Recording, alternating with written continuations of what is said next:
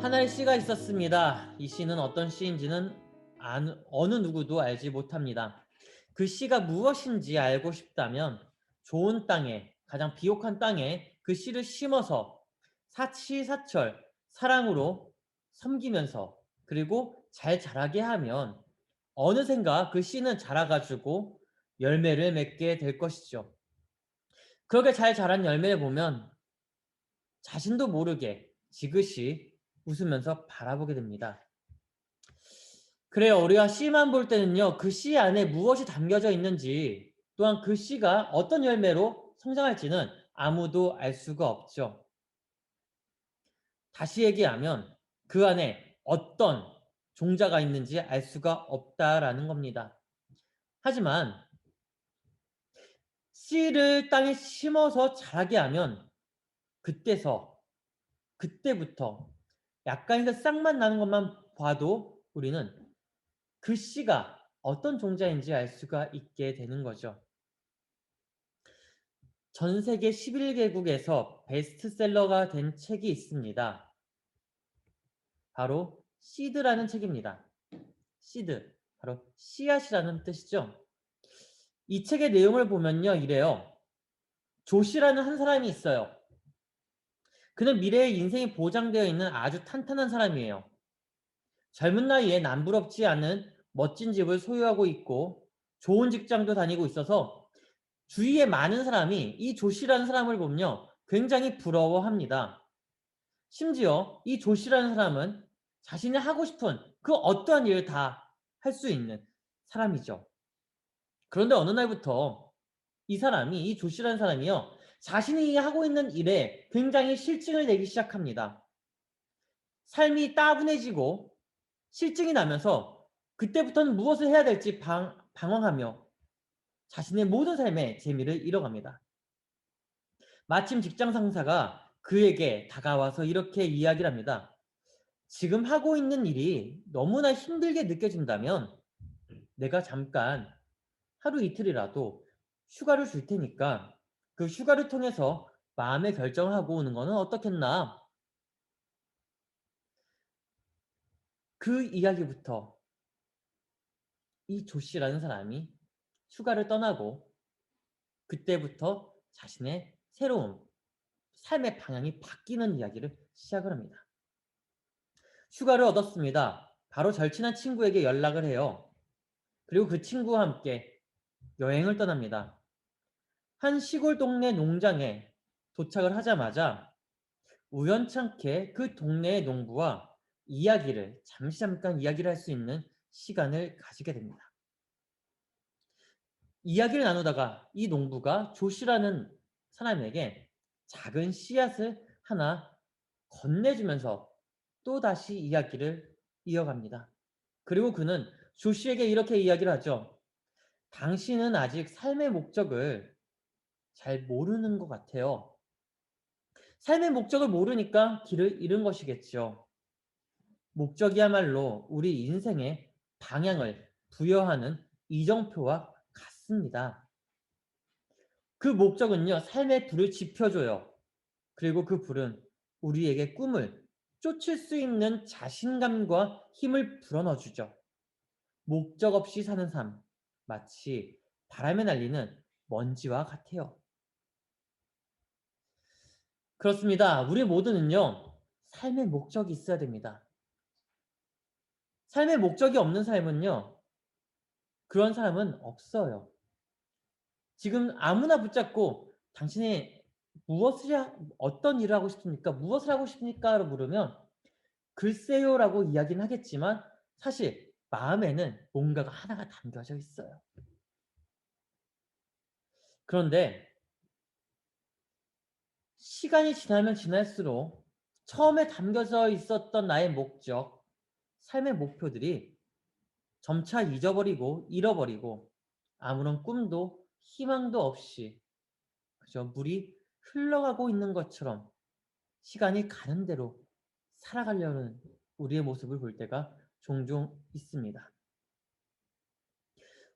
오늘 우리가 함께 나눌 본문의 내용은 이래요. 예수 그리스도가 십자가를 짊어지고 골고다에 올라 못 박혀 죽습니다. 아니, 죽었죠. 그리고 그의 피로 인해서 우리는 구원을 받았다고 고백을 합니다. 그 구원은 이제 우리가 이 세상 속에서 살아가면서 다른 이름이 아니라 그리스도인이라는 이름을 가지고 살아가겠다는 결심, 그리고 주 안에 갇힌 사람들임을 고백하는 내용이 오늘의 본문의 내용입니다. 그 가운데 사도 바울은요, 주 안에 갇힌 사람들을 다시 각자의 자리로 돌려보내면서 주의 부르심의 뜻대로 살아가야지만, 주님께서 부르신 그 뜻대로 그 목적 안에서 살아가야지만 하나님의 목적을 이룰 수 있다는 것을 다시금 상기시켜 줍니다. 에베소서 4장 1절과 4절입니다. 같이 함께 읽어볼까요? 시작! 그러므로 주 안에서 갇힌 내가 너희를 권하노니 너희가 부르심을 받은 일에 합당하게 행하여 몸이 하나요 성령도 한 분이시니 이와 같이 너희가 부르심의 한 소망 안에서 부르심을 받았느니라. 아멘. 몸이 하나요 성령도 한 분이시니 너희가 부르심의 한 소망 안에서 부르심을 받았느니라. 여러분들이 가지고 있는 씨앗은 무엇입니까? 그리고 여러분들은 어떤 삶의 목적을 갖고 달려가고 있습니까? 그리고 어떤 꿈과 희망을 가지고 달려가고 계십니까? 믿음의 사람들, 그리스도인이라고 불리는 그리스도인은 부르심의 한 소망 안에서 살아가야 됩니다. 네, 여기서 이야기하는 부르심의 한 소망이라는 게 무엇일까요? 부르심의 한 소망. 부르심의 한 소망은 첫 번째, 하나님의 목적을 알아가는 사람입니다. 하나님의 목적을 알아가는 사람. 프란치스코 교황이 선출되고 나서 약 3년 뒤에 그가 19명의 추기경을 선임하고 발표합니다. 그 19명 가운데에 서울대 교구장으로 있었던 염수정 대주교가 한국 최초로, 아시아인 최초로 추기경으로 선임되면서 한국 카톨릭계는요, 축제 분위기에 휩쓸리게 되죠. 카톨릭교회에서 추기경으로 선임되었다는 것은요, 굉장히 역사적인 일이에요. 왜냐하면 그만큼 권력을 가지고, 그만큼 힘을 가지고, 또한 그만큼 정치를 가지고 세계 여러 곳에 이야기를 전달하고 복음을 전하고 또한 바꿀 수 있는, 무언가 조언을 할 수 있는 멘토의 역할을 할 수 있는 사람이기 때문에 그렇습니다. 지금까지 아시아계 쪽에서 추기경이 나왔던 적은 단 한 번도 없었습니다. 그러나 처음으로 아시아계에서 추기경이 나오자 모든 아시아 쪽에선 축제의 분위기가 휩쓸리게 되죠. 그것은 세계가 그의 영향력을 인정했다는 것과 동시에 카톨릭 교회 내에서 가져야 할 가장 올바른 목적을 가지고 그가 먼저 몸소 보여주고 있다는 것을 뜻했기 때문에 그를 추기경으로 선임한 것입니다. 염수정 대주교가 추기경으로 선임이 되고 나서 첫 미사에서 그가 이렇게 말을 합니다. 사제는 하나님의 백성에게 봉사하도록 부르심을 받았다. 그래서 하나님의 나라를 만들어가는 데 있어 세상에서 가장 큰 기쁨으로 달려갈 수 있어야 되고 자신의 이익보다 그리스도의 뜻을 따르며 복음을 실현하는 최고의 일꾼이 되어야 한다. 그리스도에게 구원을 받고 그를 믿고 그의 말씀을 보고 듣고 배운 우리는 어떤 목적을 가지고 살아가야 될까요? 그리스도의 복음을 듣고 그 복음으로 부름받은 사람들인 우리는 또한 어떻게 살아가야 될까요? 앞서 이야기한 것처럼 하나님의 목적을 알아가야 됩니다. 부르심의 한 소망 안에서 하나님의 목적을 알고 그 목적을 따라 살아가야 됩니다. 그런데 말입니다. 우리가 하나님의 말씀을 보았어요, 들었어요, 그리고 배웠어요. 그리고 그렇게 살아가겠다라고 결심을 해요. 그리고 우리 안에, 삶 안에 하나님의 목적을 가지고 살아가겠다라는 결단까지도 해요. 그런데 하나님이 불렀는데 그 부름에 있어 온전하게 응답하지 못할 때가 많이 있다는 거예요. 하나님이 나를 불렀어요. 음성을 들려주셨어요. 또는 환경을 통해서, 말씀을 통해서, 아니면 주변 사람을 통해서 어떻게 해라라고 많은 이야기를 했지만 그 부름은 내 부름이 아닐 것이다 라고 생각을 하고 응답하지 않을 때가 더러 있다는 거죠. 왜요? 이런 부름은 나에겐 전혀 해당되지 않는다라고 생각하기 때문에 그래요. 이미 내가 생각하고 있는 그 부름, 내가 생각하고 있는 목적, 삶의 의미, 이 카테고리와 다른 한쪽, 하나님이 불렀다는 그 목적이라는 것과 의미가 상충되게 부딪히니까 아무리 불렀다가 하더라도 이건 내가 생각했던 거하고 전혀 다른 부름이야. 그러니까 응답을 안 하는 거예요. 그리고 또 다른 하나가 있어요. 오직 말씀을 전하는 사람만이 그렇게 살면 되고 그 말씀을 듣는 우리는 들었으니 다 되었다라고 생각하기 때문에도 그렇습니다. 그런데 그거 아십니까? 여기서 말씀을 전하는 사람도요. 참 그렇게 살기 힘들어요. 부끄럽지만 참 그렇게 살기 어려워요. 저나 여러분이나 똑같이 한 소망의 부르심 안에서 하나님의 부름을 들었지만 내 안에 이미 다른 목적이 있기 때문에 거절한다는 거죠.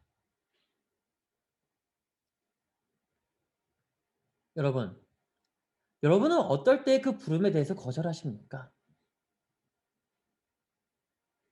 여러분은 어떨 때에 그 부름에 대해서 안 듣고자 하십니까?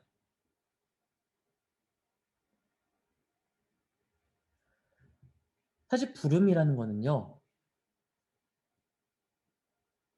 귀한 것입니다. 부름이라는 거는요, 어느 누구에게서도 들을 수 있는 것이 아닙니다. 부름이라는 거는요, 내가 바꾸고 싶다고 해가지고 바꿀 수 있는 것 역시 아닙니다. 물론 우리가 살아가면서 꿈은 바뀔 수 있어요. 하고 싶은 일은 바뀔 수가 있어요. 그러나 하나님의 부름은 바뀌지는 않아요. 내가 하는 일은 바뀔 수 있어요. 내가 서 있는 자리가 바뀔 수도 있어요. 그러나 그 서 있는 자리에서 하나님의 부름은 바뀌지 않는다는 겁니다.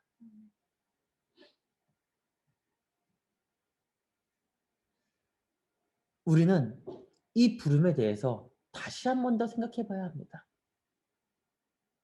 한 소망 안에 부르심. 그 소망이 누구의 소망이냐에 따라 부름의 응답이 달라진다는 것이죠. 한 사람이 있습니다. 이 사람은요, 부름에, 신의 부름에, 하나님의 부름에 온전하게 자신이 응답하겠다고, 결단하겠다고 나선 한 사람입니다. 1517년 10월 31일 독일의 비텐베르크 성당 정문에 한 사람이 등장을 합니다. 한 손에는 큰 대자보를, 다른 한 손에는 못과 망치를 들고 성당 정문 앞에 나가 큰 대자보를 쿵, 쿵, 쿵 하며 붙입니다. 저와 여러분이 잘 알고 있는 95개조 반박문. 카톨릭 교회의 부패를 고발하고 종교개혁의 불씨를 일으키고자 그 반박문을 붙인 사람. 바로 마틴 루터입니다. 마틴 루터는요, 하나님의 사람들이 이 세상에서 살아가는 목적을 말하면서 베드로전서 2장 9절을 모티프를 삼아서 이야기를 합니다. 정말 하나님의 사람이라면, 그리스도인이라면 믿음을 가지고 살아가는 사람이라면 이렇게 살아가야 된다. 같이 함께 읽을까요? 시작. 그러나 너희는 택하신 족속이요 왕 같은 제사장들이요 거룩한 나라요 그의 소유가 된 백성이니 이는 너희를 어두운 데서 불러내어 그의 기이한 빛에 들어가게 하시니에 아름다운 덕을 선포하게 하려 하심이라. 아멘. 하나님이 말씀하십니다. 택하신 족속이고 왕 같은 제사장들이라. 너희는 거룩한 나라고 나의 소유가 된 백성이다. 내가 너희를 어두운 곳에서 불러내서 기이한 빛으로 불러내었으니 너는 그 빛을 따라 아름다운 덕을 선포하며 살아가라.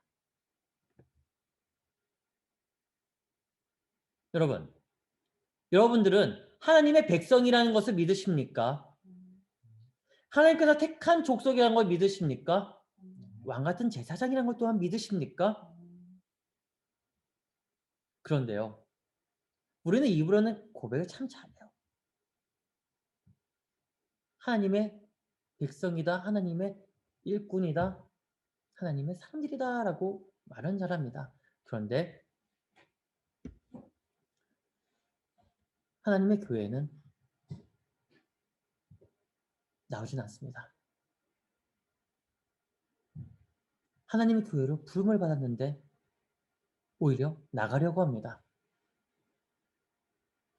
하나님의 빛 안으로 들어왔는데 그 빛에서 아름다운 덕을 선포해야 되는데 선포하기는커녕 이날 하루만 있다가 사라진다는 거죠. 저와 우리는 하나님께서 택하신 사람입니다. 왕 같은 제사장입니다. 하나님의 나라를 소유한 하나님의 백성입니다. 그 백성들은 어두운 데서 빛으로 나와 하나님의 목적 안에서 살아가야 합니다. 그래서 하나님은 우리에게 다시금 얘기를 하시죠. 그리스도께서 이 땅에 오셨을 때에 그리고 십자가에 못 박혀 달려 돌아가신 이후에 모든 생을 마치고 감람산에서 승천하실 때에 마태복음 28장 18절에서 20절의 그 말씀처럼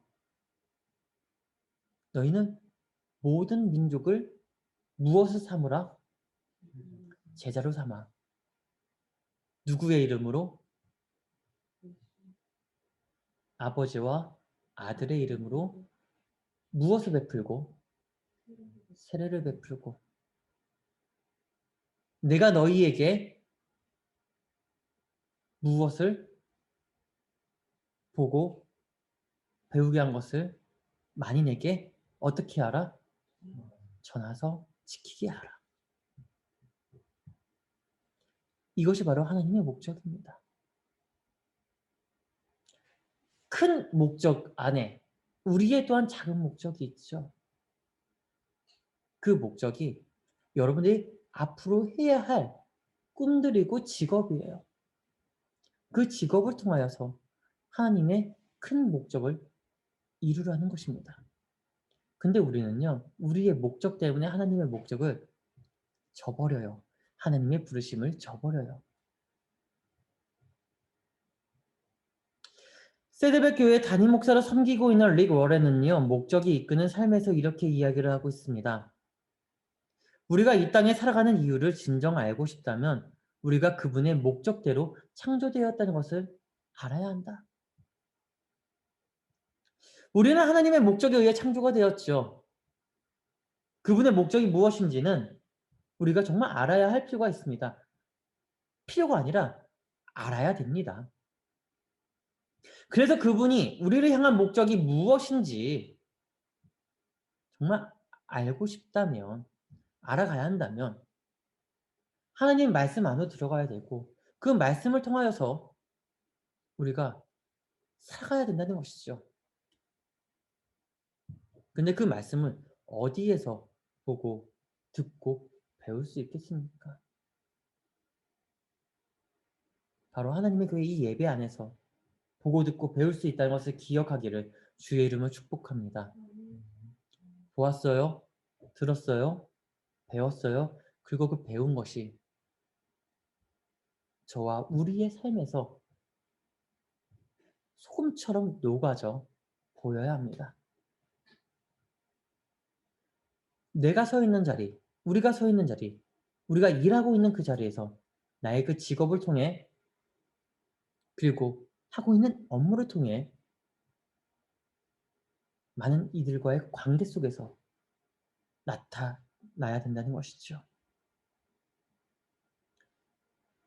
여러분, 저와 우리가 하나님의 목적을 깨닫고 그 목적대로 살아가며 주님께서 우리에게 모이게 하신 이 예배 안에서 하나님의 창조의 가치와 목적을 보고 살아가기를 주의 이름으로 축원합니다. 두 번째, 한 소망 안에 부르심의 그 두 번째는 사랑으로 하나가 되어야 됩니다. 사랑. 사랑이 뭘까요? 참으로 어렵습니다. 그날 에베소서 4장 2절과 3절에서는 사랑을 이렇게 이야기합니다. 같이 함께 읽을까요? 모든 겸손과 온유로 하고 오래 참음으로 사랑 가운데서 서로 용납하고 평안에 매는 줄로 성령이 하나 되게 하신 것을 힘써 지키라. 아멘. 사랑은요, 겸손과 온유로 하고 오래 참고 용납하라는 것이 사랑입니다. 그때에 성령이 하나가 되게 하신다는 거죠. 우리 모두 이 사람에 대해서 너무나 잘 알고 있을 거예요. 고등학교 졸업하고 나서 미국 아이비 리그인 하버드 대학으로 유학을 떠납니다. 근데 그 사람의 이력은 참 특이해요. 공부를 못했던 것도 아니고 사람들과의 관계도 그렇게 나빴던 것도 아닌데 대부분 아이비 리그 하버드를 졸업하면 미국이나 다른 해외에서나 아니면 국내로 돌아와서 자신의 학력을 걸어놓고 다른 일을 합니다. 돈을 벌기 위해서 무언가를 합니다. 그런데 이 사람은요, 한국에 돌아와서 산으로 들어가요. 절로 들어갑니다. 그리고 머리를 깎고 승려가 되기를 결심합니다. 그와 함께 있는 사람들 하나같이 이렇게 얘기해요. 모든 사람들, 그와 같이 있는 사람들은 뭔가 모르게 내가 그들도 자신도 많은 것을 이야기하게 됩니다.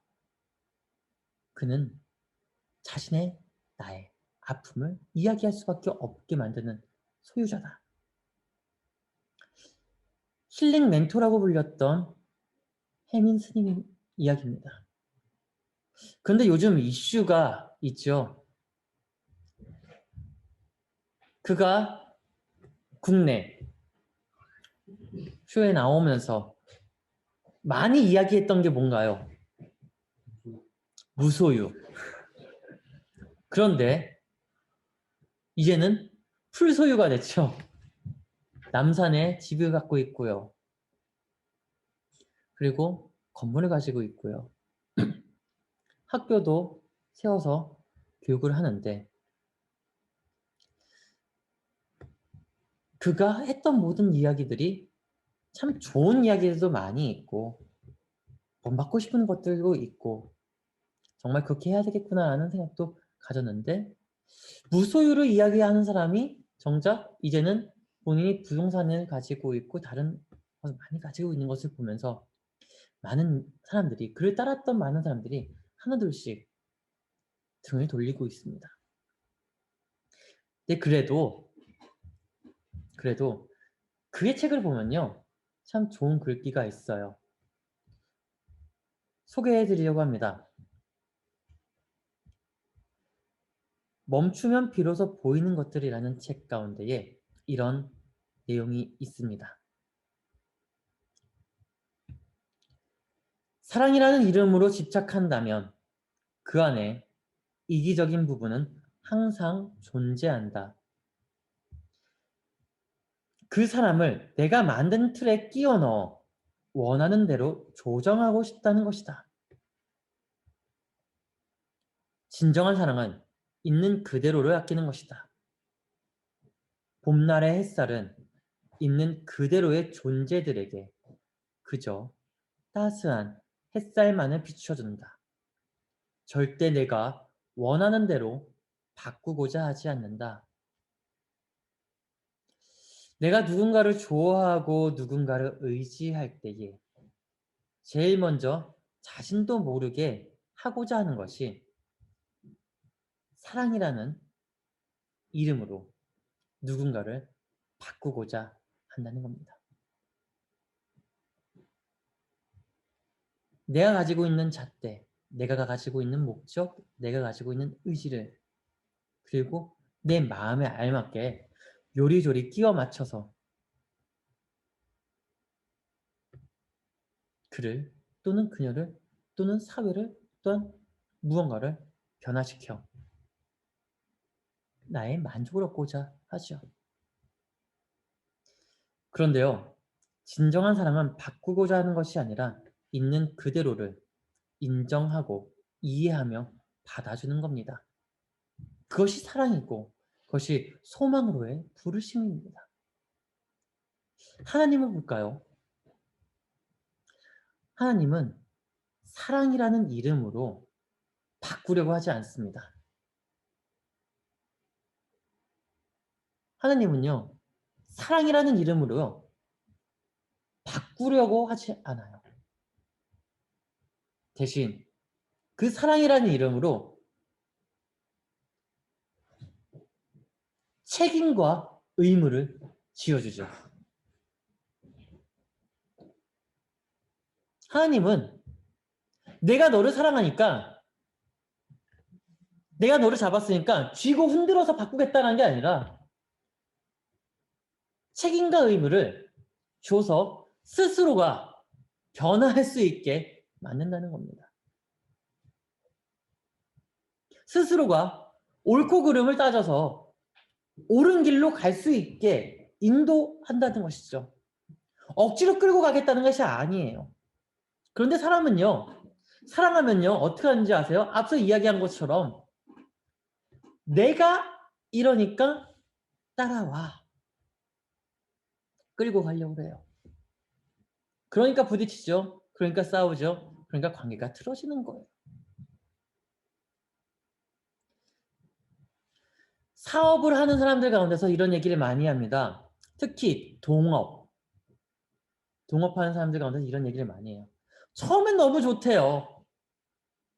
왜냐하면 마음도 맞고 생각도 맞고 하고자 하는 가치관이 맞으니까 너무나 좋대요. 근데 거기서 투자를 하면 자신의 자본금을 투자를 하게 되면 그때부터는 달라진다는 거예요. 왜요? 좀 더 가져가려고.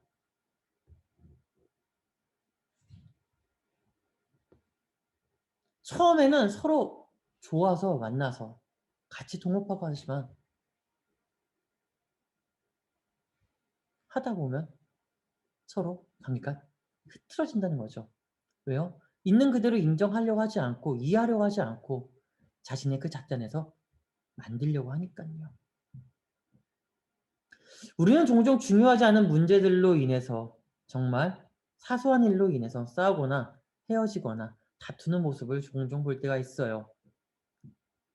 그러나 우리가 함께 본 본문을 보면 이렇게 살으라고 얘기를 합니다. 본문 3절에 평안에 매는 줄로 성령이 하나가 되게 하신 것을 힘써 지켜라. 평안에 매는 줄로 성령이 하나가 되게 하신 것을 힘써 지켜라. 네, 힘써 지키는 것 전제 조건이 바로 사랑으로 묶였을 때입니다. 사랑할 때 평안에 매는 줄로 묶이게 됩니다. 그리고 만족감이 아니라 있는 그대로 이해하고 받아들이는 거죠. 성령이 하나가 되게 하신 것 힘써 지키라는 이 말씀 지키라고 했는데 쉬울까요? 어려울까요? 생각으로는 정말 쉬울 것 같아요. 지키면 되지. 못 지킬 게 뭐 있어. 그런데요. 아마 우리가 죽을 때까지 이거 지키면서 살아간다는 것 자체가 어려울지도 모릅니다. 그럼에도 불구하고 지켜야 합니다. 하나가 될 수 있도록 만들어야 됩니다. 뭉치면 살고 흩어지면 죽는다라는 옛말이 있듯이 이것을 지켜야 돼요. 그것이 바로 사랑 안에서 서로가 섬기며 나누는 것이기 때문에 그렇습니다. 지난 2011년 기독교 신학자 중에 거장 중에 거장이 세상을 떠났습니다. 바로 존 스토트입니다. 그는 자신의 저서 균형 잡힌 기독교에서 구약 신학자인 리처드 백스터의 격언을 인용하면서 이렇게 말을 합니다. 본질적인 것에는 일치를, 비본질적인 것에는 자유를, 모든 것에는 사랑을. 참 쉬운 말이에요. 본질은요, 하나가 돼야 돼요. 본질 안에서는. 근데 비본질에서는요, 자유롭게 놔주면 돼요. 근데 모든 것에는 사랑으로 갖고 품어야 돼요. 모두가 다 알아요. 근데 어디서 걸리느냐? 자유에서 걸려요. 본질이 아닌데 그것을 억압하려고 하는 그 자유에서 걸려요. 왜요? 내가 생각하고 있는 그것이 본질이라고 생각하기 때문에 그래요. 근데 진짜 본질은 무엇인가요? 우리가 정말 가지고 있어야 할 본질은 무엇인가요? 바로 하나님의 말씀입니다. 하나님의 말씀이 본질이 돼야 되고 그 주변에 있는 거는요. 자유롭게 놔두면 돼요. 아무리 내가 타인이 봤을 때에 마음에 들지 않는다 하더라도 내 삶의 잣대에 맞지 않는다 하더라도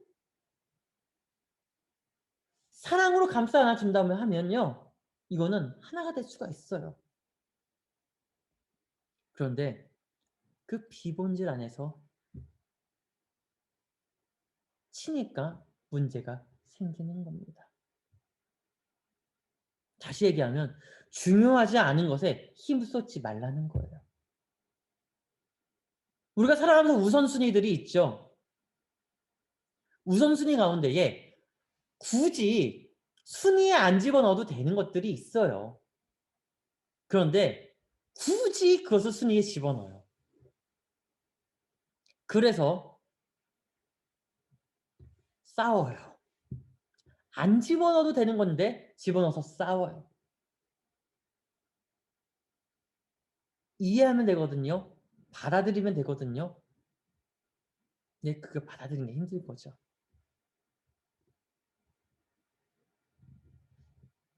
제 이야기를 해서 너무나 죄송합니다. 저도 굉장히 강해요. 아니면 아니에요. 그런데 가끔은 종종은 어쩌다가는 이 강함을 버려야 할 때가 있어요.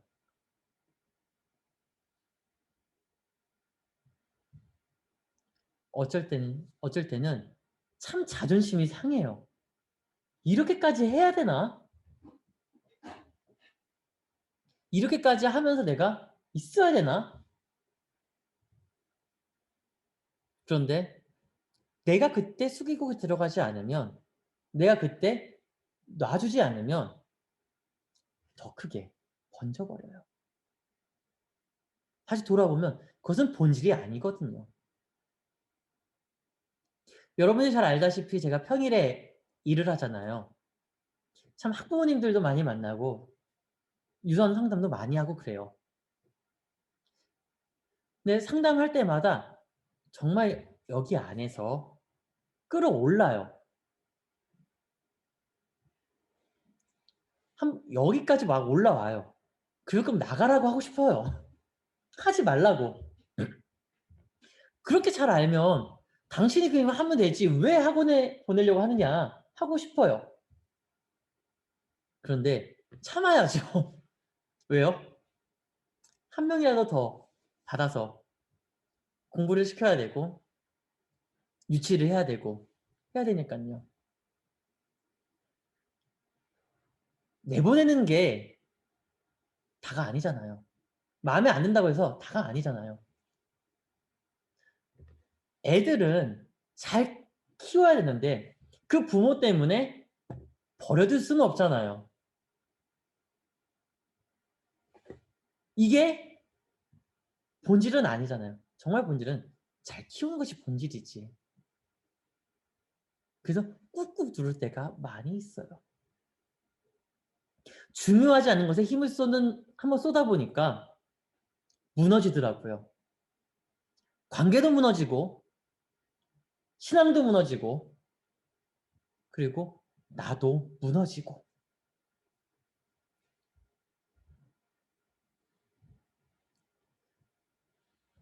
그렇기 때문에 존 스토트의 이 말이 우리의 머리와 가슴에 더 와닿는 것 같습니다. 모든 이들이 잃어버리거나 잊어서는 안 될 것들에 절대적으로 하나가 되어야 되고 개인의 성향과 사회의 다양함 속에서는 균형 잡힌 자유를 만들어야 되고 그리고 모든 것에는 그리스도의 사랑으로 하나가 되어야 한다는 것. 우리 모두가 끝까지 놓지 않고 잡고 가야 할 하나의 격언이 아닐까요? 오늘의 본문에서도 똑같이 이야기를 합니다. 마지막으로 한 소망의 부르심에서 마지막은 한 소망의 사람이 되라는 것입니다. 부르심의 한 소망의 사람이 되라. 4절입니다. 같이 함께 읽을까요? 시작. 몸이 하나요 성령도 한 분이시니 이와 같이 너희가 부르심의 한 소망 안에서 부르심을 받았느니라. 저와 우리는 각자가 다른 환경 속에서 살아가고 있는 동일한 하나의 소망의 부름을 받은 사람입니다. 서 있는 자리는 달라요. 살아가고 있는 환경도 다 달라요. 그러나 부르심의 한 소망에 동일한 부름을 받았습니다. 이것은 하나님이 우리에게 심겨주신 것입니다. 이것은 하나님이 우리에게 새로운 꿈으로 심겨주신 것입니다. 그 꿈은 그리스도를 믿는 우리가 같은 마음과 같은 뜻과 같은 말을 하며 살아가라는 마음으로 심겨주신 것입니다. 이런 하나의 소망을 품고 살아가고자 한다면 우리가 서 있는 이 환경과 생각을 뛰어넘을 필요가 있습니다. 한계에 있다고, 한계에 부딪혔다고 해서 그 한계의 상황 속에서 무릎 꿇고 있는 것이 아니라 그저 가만히 있는 것이 아니라 넘어설 필요가 있다는 것이죠. 코로나19가 1년이 넘었어요. 중국 우한에서 발생해서 2020년 1월 중순경에 첫 확진자가 나오고 나서 우리는 처음에 금방 지나가겠지라고 생각을 했지만 그 금방 지나가겠지가 21년 2월이 됐습니다. 1년이 넘었고요. 곧 있으면 백신 접종이 이제 시작된다고 하는데 그리고 전체 면역을 이제 키워나간다고 하는데 또한 이 시간도 얼마나 더 될지는 아무도 장담할 수는 없습니다. 그런데 우리가 그때 당시에 첫 상황이 발생했을 때에 금방 넘어설 수 있을 것이다 라는 확신이 있었고 물론 지금도 그런 확신을 가지고 있지만 처음보다는 많이 좀 얕아지긴 했죠. 그러나 새로운 빛으로 떠오른 게 백신이죠. 이제 백신이면 다시 예전처럼은 아니더라도 완전히 예전처럼은 아니더라도 그래도 원활한 사회 복귀는 가능하겠다라는 전망을 할 수가 있고 또한 그렇게 얘기도 합니다. 근데 우리가 넘어서자라는 그런 의지가 없었더라면 여기까지 오지는 못했을 겁니다. 올바른 방향성을 가지고 넘어서자라는 것을 없었더라면 오지 못했다는 것이죠. 그리스도인도 마찬가지입니다. 영어 가운데 beyond라는 단어가 있어요. 무엇을 넘어서서라는 의미예요.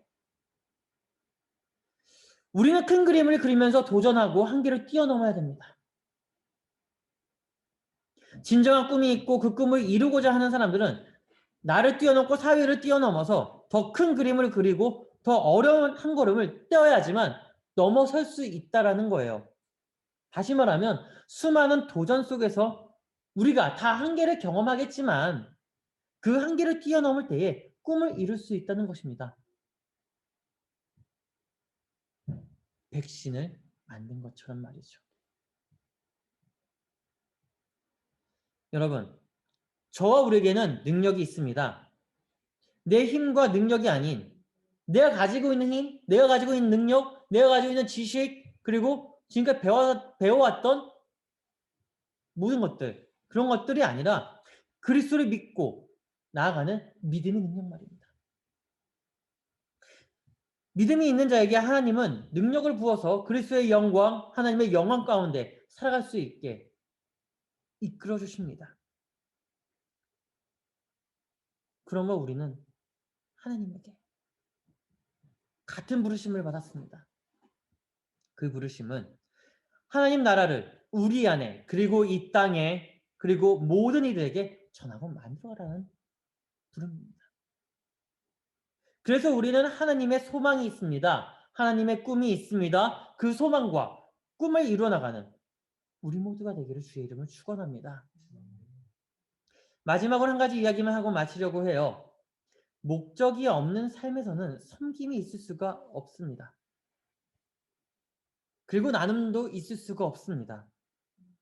다른 목적을 가지기 위해서는 먼저 하나님의 마음과 생각을 알아갈 수 있는 그 자리로 와야 되고, 그리고 그 자리에서 그리스도의 사랑과 하나됨의 가치를 알아 그리스도의 온전한 부름에 답을 해야 합니다. 그것을 우리는 그리스도의 부르심을 받은 한 소망의 사람이다 라고 말을 합니다. 그 소망의 부르심에 섬김으로 나가는 저와 우리가 되기를 주의 이름으로 축원합니다. 기도하겠습니다. 하나님,